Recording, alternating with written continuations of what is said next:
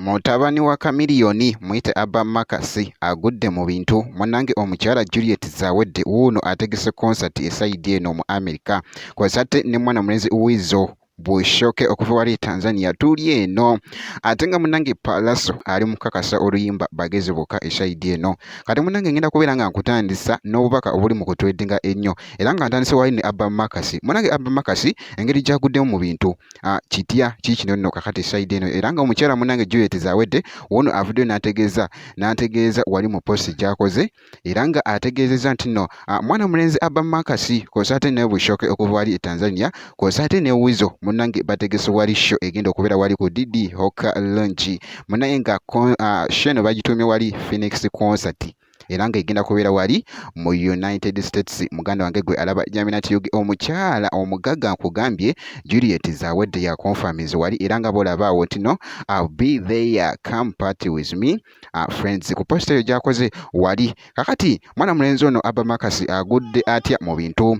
Teebereza nti nno Abba Makasi agenda kubeera wali ku show. Olowooza omugagga agenda mufuuwa ssente mmeka? Muganda wange gwe alaba Jaminat Yugi olaba afuuwa Chameleone n'amufuuwa miliyoni 2. Muganda wange just kumufuuwa bufuuyi golowooza mwana mulenzi ono Abba Makasi olowooza banaamufuuwa ssente mmeka? Muganda wange mwana mulenzi agudde mu bintu esayidi eno nga te ku post eyo oba ku mawulire oba ku ggulire eryo ate eribadde litredinga ennyo wali ate ku mukutu munnange ate ogwa Facebook era nga ku sayidi y'emu mwana mulenzi ono Weasel munnange era nga naye ali eno munnange kye yeekola bwakiro wedda nga bw'atambulatambulamuko era nga womanyi omuntu w'anaatambulatambulamukko ali mugezaako munnange ate kubeera nga obulamu ate butambula bulungi esayidi eyo era nga bolaba munnange nga atambulako adde eno adde eri ye mwana mulenzi no Weasel. Kati munnange kankuggyeyoko awo ate munnange nkutegeezeko kakati omuyimbi munnange Palaso yabadde munnange ate ku The Villa Yugi munnange nga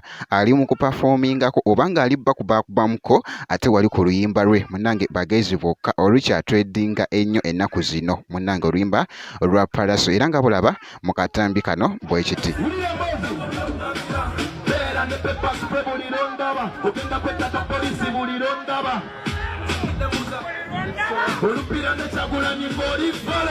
Because it way and it's how what money. Palaso born lyrically from another planet. You niggas so broke and even allergic to money. You bitches just started what you bitches can't finish.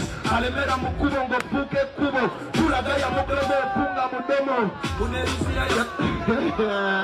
Tugana maso. Yagalo kumanyaba. Naye nga bwe kityo munnange ate bwe kitambudde ngenda kubeera nga nkomawo ate mu maaso eyo munnange ne update ndala making sure nti nno osubscribinga obeera nga tonnaba video osobola ogimpeera like nakyo kibeera kitambulira ddala n'okosharinga ate gubeera muzigo mwereere. Ngenda kubeera nga nkomawo ate mu maaso eyo ne update ndala bwe kiti.